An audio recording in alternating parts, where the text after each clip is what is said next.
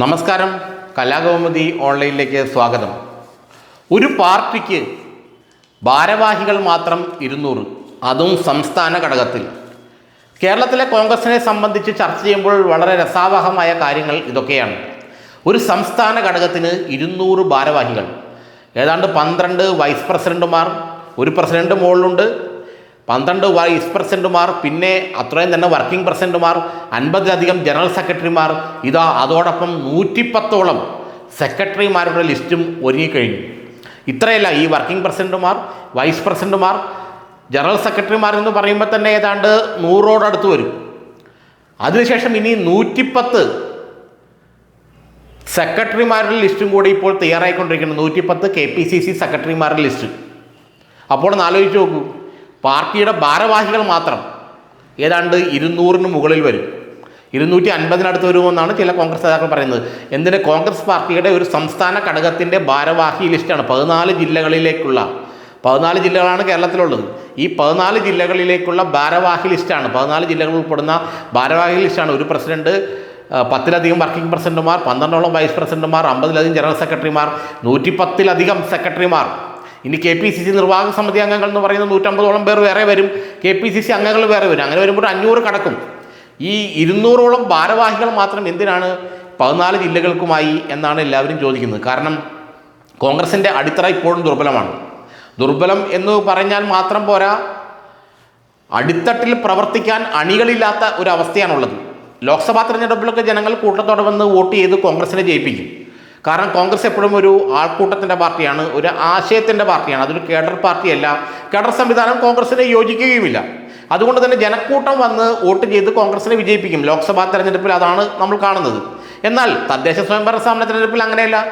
അവിടെ അണികൾ വേണം, പ്രവർത്തിക്കാനുള്ള പ്രവർത്തകർ വേണം, പ്രാദേശിക നേതൃത്വം വേണം, ഇവരെയെല്ലാം കൂട്ടിയോജിപ്പിക്കാനുള്ള നേതൃത്വം വേണം.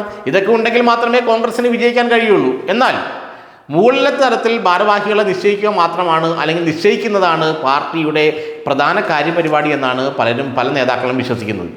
ഇപ്പോൾ കോൺഗ്രസ് നേതാക്കൾ തന്നെ പറയുന്നത് അതാണ്. 200-ലധികം ഭാരവാഹികൾ ഉണ്ടായാൽ ഈ ഭാരവാഹികൾക്കൊക്കെ എങ്ങനെ ചുമതലകൾ വീതിച്ച് നൽകും? ഓരോ നിയോജക മണ്ഡലത്തിനും ഓരോ KPCC സെക്രട്ടറി നൽകേണ്ടി വരുമെന്നാണ് പറയുന്നത്. കേരളത്തിലാകെ 140 മണ്ഡലങ്ങളാണുള്ളത്. അപ്പോൾ ഈ ജനറൽ സെക്രട്ടറിമാർ, വൈസ് പ്രസിഡന്റുമാർ, സെക്രട്ടറിമാരെന്ന് വരുമ്പോഴത്തേക്കും 180, 190 ആകും. അപ്പോൾ നിയോജക മണ്ഡലം 140 ഉള്ളൂ. 180-ലധികം 190, 200-നടുത്ത് ഭാരവാഹികൾ മാത്രമുണ്ട്. അപ്പോൾ 2 ഭാരവാഹികൾക്ക് ഒരു നിയോജക മണ്ഡലം നൽകുന്ന അവസ്ഥയിലേക്ക് വരും. ഇതൊക്കെയാണ് കേരളത്തിലെ കോൺഗ്രസിൽ സംഭവിക്കുന്നതെന്നും ഈ ഭാരവാഹികളുടെ പെരുപ്പം, ആള് കൂടിയാൽ പാമ്പ് ചാകില്ല എന്നാണല്ലോ പറയുന്നത്. ഈ ഭാരവാഹികളുടെ പെരുപ്പം കൊണ്ട് ഈ കോൺഗ്രസ് എന്ത് ചെയ്യും? എന്തെങ്കിലും പ്രയോജനം ഈ ഭാരവാഹികൾ, 200-ലധികം ഭാരവാഹികൾ മാത്രം, പിന്നെ എക്സിക്യൂട്ടീവ് അംഗങ്ങൾ 150-ലധികം പിന്നാലെ വരാൻ പോകുന്നു. ഇങ്ങനെയൊക്കെ വരുമ്പോൾ ഇതുകൊണ്ട് എന്തെങ്കിലും പ്രയോജനം കോൺഗ്രസിന് അല്ലെങ്കിൽ കോൺഗ്രസ് നയിക്കുന്ന മുന്നണിക്കുണ്ടാകുമോ എന്നാണ് എല്ലാവരും ചോദിക്കുന്നത്. വരുന്ന നിയമസഭാ തെരഞ്ഞെടുപ്പിലും അതിന് മുമ്പ് നടക്കുന്ന തദ്ദേശ സ്വയംഭരണ സ്ഥാപന തെരഞ്ഞെടുപ്പിലൊക്കെ ബൂത്ത് പ്രസിഡന്റും മണ്ഡലം പ്രസിഡന്റും ബ്ലോക്ക് പ്രസിഡന്റും ഒക്കെ ഇറങ്ങി പണിയെടുത്താൽ മാത്രമല്ലേ കോൺഗ്രസ് സ്ഥാനാർത്ഥികളിൽ വിജയിക്കാൻ കഴിയുള്ളൂ. അങ്ങനെ ഇറങ്ങി പണിയെടുക്കാൻ അണികളുണ്ടോ എന്നുള്ള ചോദ്യമാണത്. ആരാണ് ഒരു ബൂത്തിലെ കോൺഗ്രസ് അണി എന്നുള്ള ചോദ്യം പല നേതാക്കളും ചോദിക്കുന്നുണ്ട്.